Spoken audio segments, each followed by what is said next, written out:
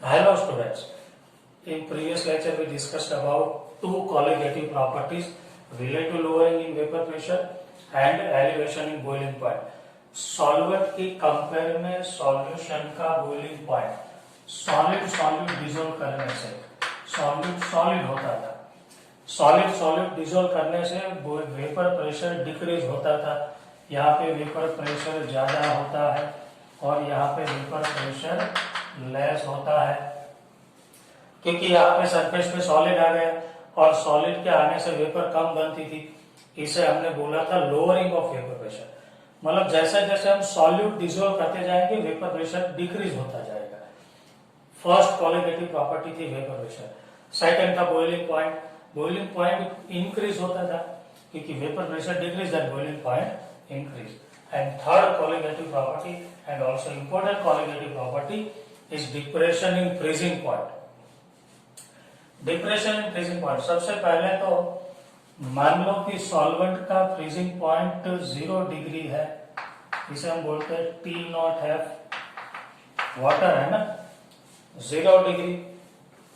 इसमें जब हम सॉल्यूट डिसोल्व करेंगे ना देन सॉल्यूशन का फ्रीजिंग पॉइंट TF हो जाएगा मान लो -2। तो ये क्या हो गया, डिक्रीज हुआ।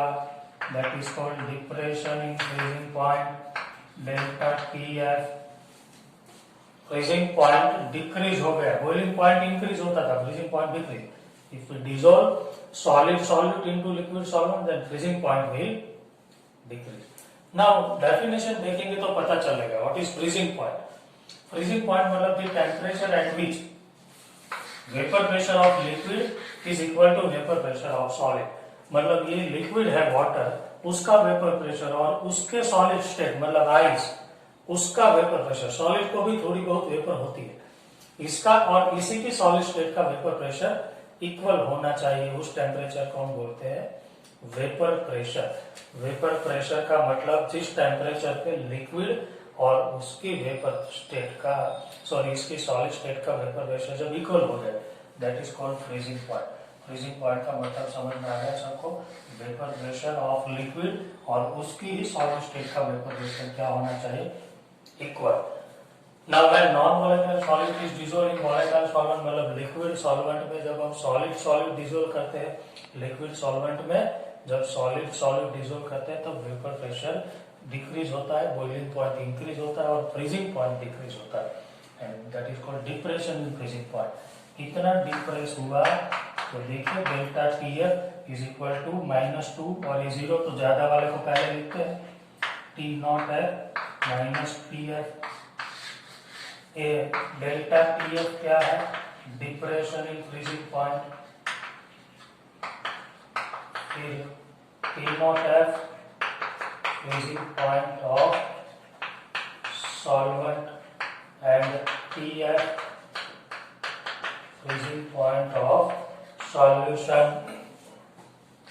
अब क्यों फ्रीजिंग पॉइंट डिक्रीज होगा, तो आप ये डेफिनेशन से समझ सकते हैं कि ऐसा क्यों होगा। हम एक ग्राफ प्लॉट करते हैं। मान लो कि हम एक ग्राफ यहाँ पे बना दे, वेपर प्रेशर वर्सेस टेम्परेचर। ये है टेम्परेचर और ये वेपर प्रेशर। और आपको तो पता है कि वेपर प्रेशर और टेम्परेचर के बीच में डायरेक्टली प्रोपोर्शनलिटी का रिलेशन है। जैसे जैसे टेम्परेचर इंक्रीज होगा वेपर नई नई बनती जाएगी और वेपर प्रेशर इंक्रीज होगा। तो अब देखिए ये है मान लो सॉल्वेंट का वेपर प्रेशर, प्योर सॉल्वेंट, और ये है सॉल्यूशन का वेपर प्रेशर। सॉल्यूशन का वेपर प्रेशर तो ऑलवेज कम होता है, आपको पता है कि सॉल्यूशन का वेपर प्रेशर कम होता है। अब मान लो इसकी सॉलिड स्टेट मतलब आइस का वेपर प्रेशर में बनाओ तो आइस का तो और कम होगा ना, सॉलिड का वेपर कम होती। तो ये है इसी की सॉलिड स्टेट का वेपर प्रेशर, ये सॉलिड स्टेट का वेपर प्रेशर। अब देखिए what is freezing point. Freezing point का मतलब है vapour pressure of liquid is equal to vapour pressure of solid. तो ये सॉल्वेंट लिक्विड है उसका वेपर प्रेशर और ये सॉलिड का वेपर प्रेशर क्या होना चाहिए, इक्वल। देखिए कहाँ पे इक्वल होता है, तो ग्राफ को यहाँ पे देखिए, ये यहाँ पे इक्वल हो गया, जहां इक्वल हुआ उसे हम बोलेंगे फ्रीजिंग पॉइंट। किसका? सॉल्वेंट का, T0F। और इसका देखिए कहाँ पे इक्वल होता है, सॉल्यूशन का।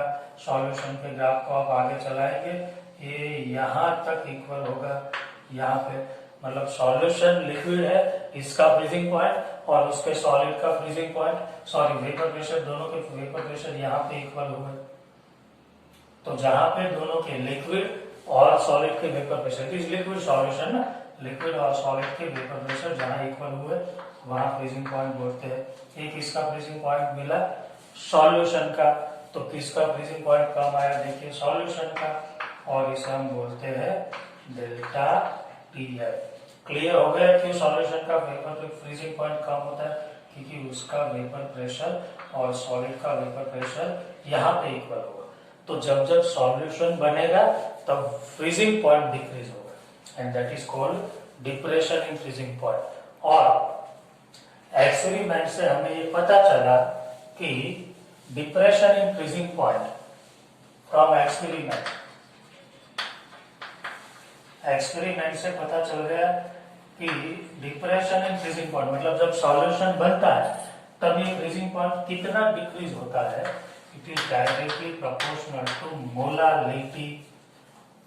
प्रोपोर्शनलिटी को रिमूव कर दो तो एक कांस्टेंट आएगा KF, मोलालिटी की वैल्यू पुट कर दो, मोलालिटी की formula W2 weight into 1000 upon M2 into W1। ये फॉर्मूला खास याद रखना, इसे यूज करके हम न्यूमेरिकल सॉल्व करने वाले। तो क्या हुआ, जब सॉल्यूशन बना फ्रीजिंग पॉइंट डिक्रीज हुआ, फ्रीजिंग पॉइंट डिक्रीज हुआ तो वो कितना हुआ, तो डेल्टा TF जितना, और उसकी वैल्यू, उसका फॉर्मूला क्या है ये। और यहाँ पे जो KF है इसे हम बोलते हैं मोलल डिप्रेशन कांस्टेंट, और दूसरा बोलते हैं क्रायोस्कोपिक कांस्टेंट। क्रायोस्कोपिक कांस्टेंट उसका यूनिट होता है केल्विन किलोग्राम पर मोल। मोलालिटी का किलोग्राम पर मोल और टेम्परेचर का केल्विन, तो इसका होगा केल्विन किलोग्राम पर मोल। और KF depends upon solvent only, solvent change, KF change, it is all about KF। ये है depression in freezing point. Clear हो गया, तो इस फॉर्मूला को लेके हमें न्यूमेरिकल सॉल्व। अच्छा KF कैसे मिलेगा, तो सॉल्वेंट की मोलालिटी 1 कर, सॉल्यूशन की मोलालिटी 1 कर दो, मोलालिटी 1 और डेल्टा TF मेजर कर लो तो आपको KF मिल जाएगा। क्लियर हो गया, इतना नोट कर लो और आगे इसकी एप्लीकेशन हम देखते हैं।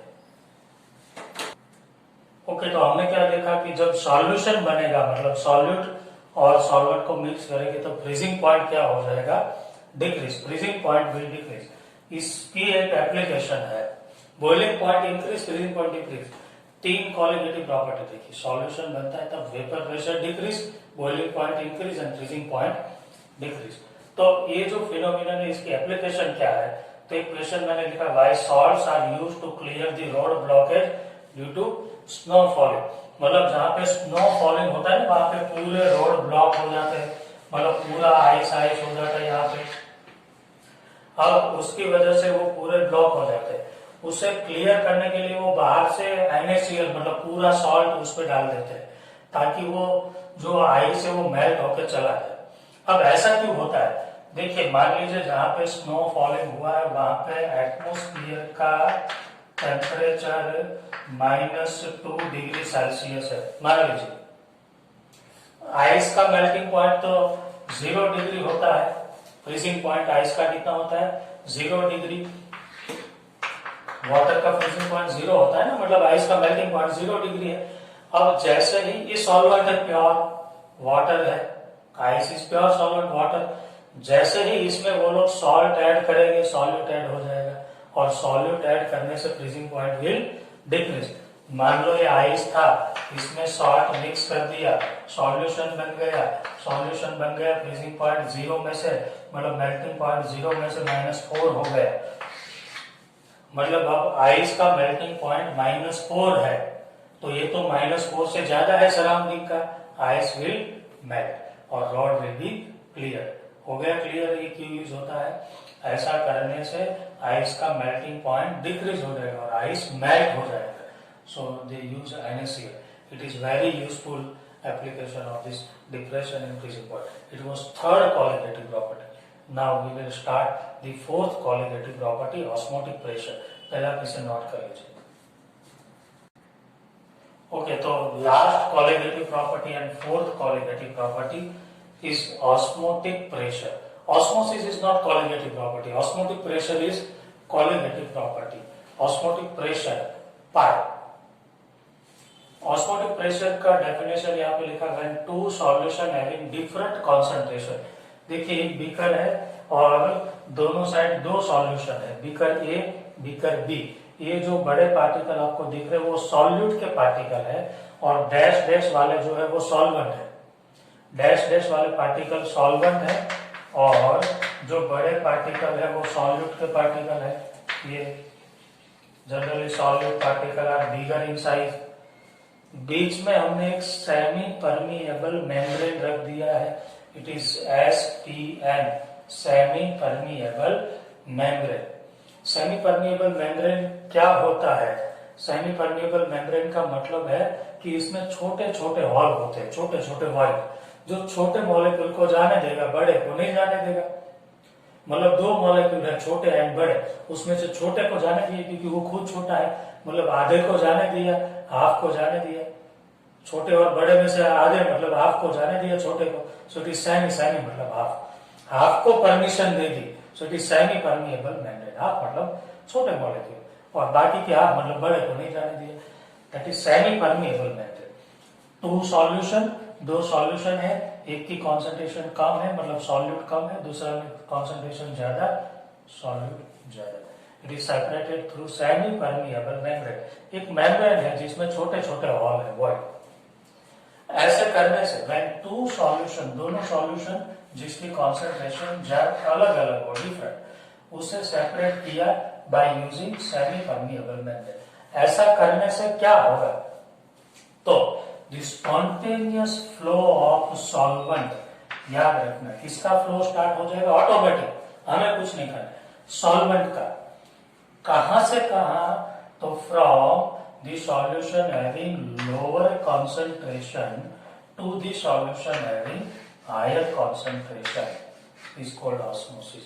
मतलब दोनों सॉल्यूशन की कॉन्सेंट्रेशन यदि डिफरेंट है, एक की कम है दूसरे की ज्यादा, और बीच में सेमी परमिएबल मेम्ब्रेन यदि रख दिया, तो सॉल्वेंट के मॉलिक्यूल का फ्लो स्टार्ट हो जाएगा। कहां से कहां तक? Lower to higher. याद रखना ओनली सॉल्वेंट का, सॉल्यूट नहीं। Why solute can not pass? Because solute are bigger particle और ये तो छोटे छोटे वॉइड वाला है मेम्ब्रेन, तो सिर्फ सॉल्वेंट जाएगा और वो भी कहां से कहां? हायर टू लोअर, मतलब यहां से यहां तक सॉल्वेंट का फ्लो होगा। Higher concentration to lower concentration solvent का फ्लो होगा सिर्फ, that is called osmosis. Clear हो गया? कहां से कहां तक होता है? सॉरी, कहां से कहां तक होता है? Lower concentration to higher concentration. Flow is from lower concentration to higher, lower concentration से higher की ओर होता है। और याद रखना only solvent, किसका फ्लो होता है? only solvent, solute नहीं। कई बार प्रेशर पूछते हैं, इसलिए आपको पता होना चाहिए कि solute का फ्लो नहीं होगा, only solvent का फ्लो होता है, that is called osmosis। अब देखिए ऐसा क्यों होता है, तो फिर से वेपर प्रेशर याद कीजिए। मैंने आपको बोला था vapour pressure is very very important. किसका वेपर प्रेशर कम होता है? सॉल्यूट ऐड करने से वेपर प्रेशर क्या होता है? Decrease, lowering of vapour pressure. तो यहाँ पे ज्यादा सॉल्यूट ऐड किया तो इसका वेपर प्रेशर ज्यादा डिक्रीज हो गया, मतलब यहाँ पे वेपर प्रेशर क्या है? कम। यहाँ पे वेपर प्रेशर ज्यादा है। अब देखिए हाई वेपर प्रेशर और यहाँ पे लोअर वेपर प्रेशर। अब देखिए प्रेशर ऊपर से ज्यादा लग रहा है, यहाँ पे कम लग रहा है। आप सोचिए ज्यादा प्रेशर लग रहा है तो ये कहाँ जाएगा? ऊपर से प्रेशर लगा तो ऑब्वियसली वहां जाएगा। और कौन जाएगा? सिर्फ सॉल्वेंट, बिकॉज सॉल्यूट तो बड़े हैं, तो only solvent particle moves from lower concentration to higher, क्योंकि लोअर कॉन्सेंट्रेशन वाले सॉल्यूशन के ऊपर वेपर प्रेशर ज्यादा होता है, that is called osmosis. Clear हो गया ना? What is osmotic pressure? मान लो यहाँ पे 0.4 बार प्रेशर लग रहा था ये, और यहाँ पे 0.2 लग रहा था, ऑब्वियसली ऊपर से प्रेशर लगा तो इसे उधर जाना है, दैट इज कॉल्ड ऑस्मोसिस। अब मान लो मुझे इसे इधर नहीं जाने देना है, रोकना है, ऑस्मोसिस के फ्लो को रोकना है, osmosis is spontaneous process. Now we have to stop the osmosis, तो क्या करें? प्रेशर लगाए, एक्सटर्नल कहां पे? यहाँ पे देखिए ये 0.4 है, इसलिए वो वहां जा रहा है, तो यहाँ पे मैं दूसरा 0.2 लगा दूं, तो दोनों साइड 0.2 0.4 हो गए, equal pressure, flow will be stopped, that is called osmotic pressure. कितना लगाना पड़ा मुझे?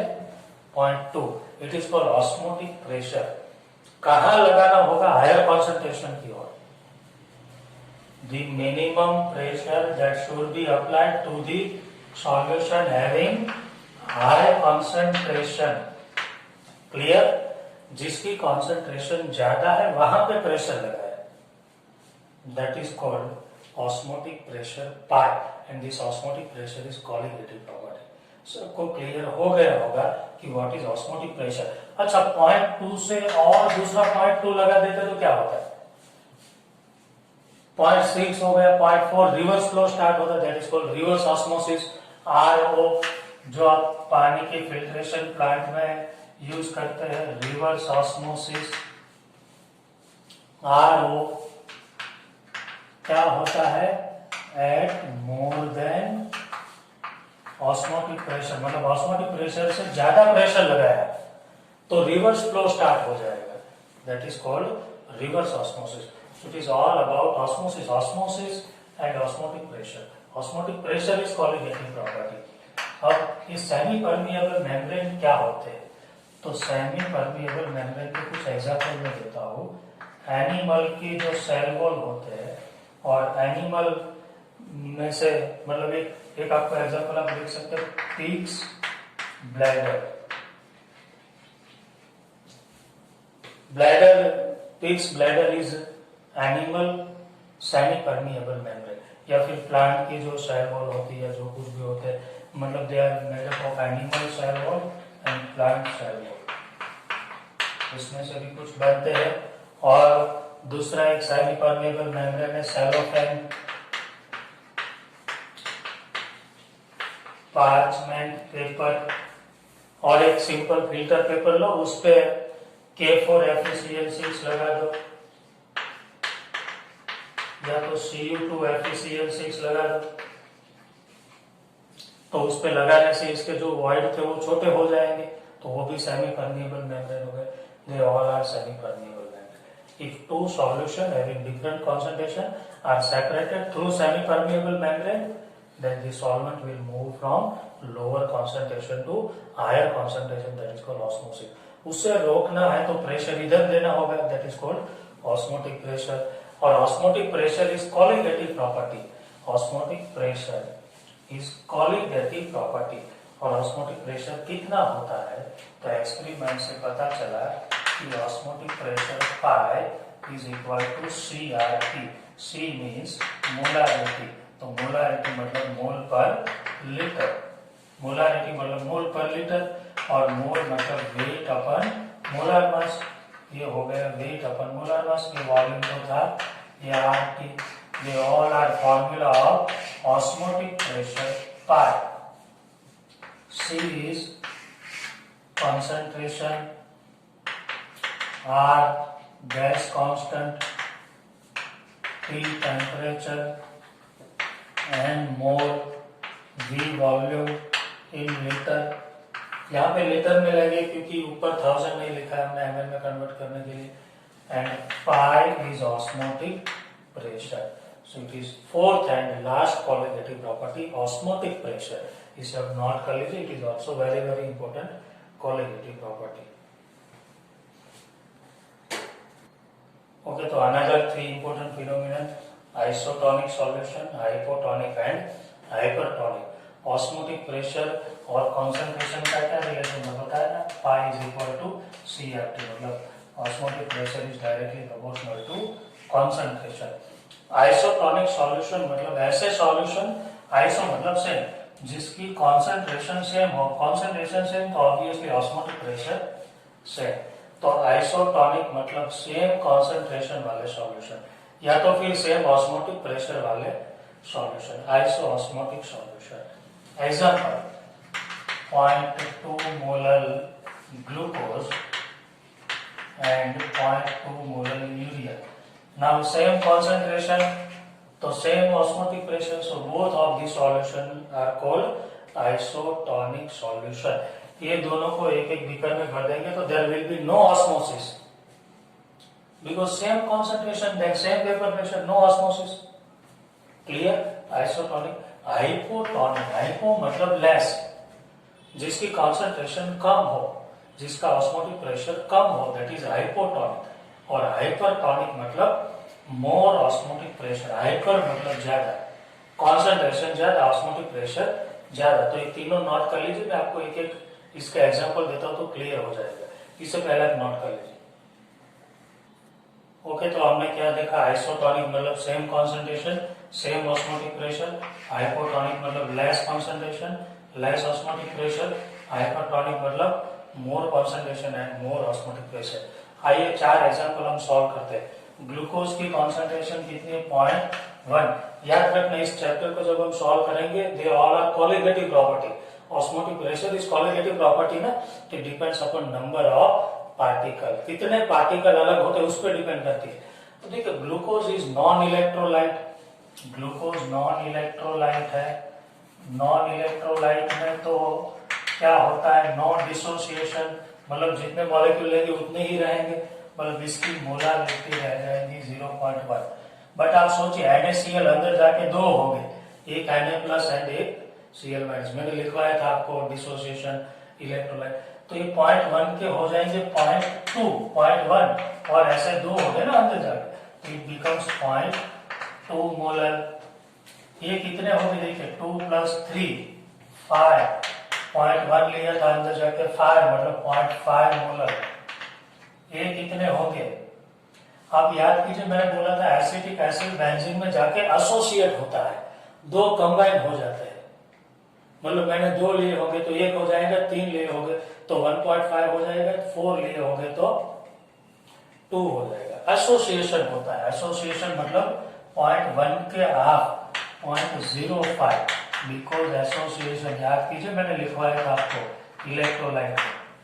और ये फिर से non electrolyte, no association no dissociation. Non electrolyte पता है ना कौन कौन से थे, यूरिया, ग्लूकोज, फ्रुक्टोज, सुक्रोज। 0.1 का 0.1 ही रहेगा। अब देखिए ये दोनों की कॉन्सेंट्रेशन सेम, तो first and fifth are isotonic, same concentration same osmotic pressure. सबसे कम किसकी है, इसकी, तो इसका ऑस्मोटिक प्रेशर कम होगा, तो ये जो है 4th नंबर वाला वो हाइपोटोनिक हो गया। और सबसे ज्यादा किसकी हो गए, इसकी, तो वो हाइपरटोनिक, क्योंकि highest concentration highest osmotic pressure, so it is hypertonic. Clear हो गया? It is all about colligative property. आगे जाके हम ये 4 कोलिगेटिव प्रॉपर्टीज है उसकी एप्लीकेशन के बारे में स्टडी करेंगे, इसे अभी आप नोट कर लीजिए।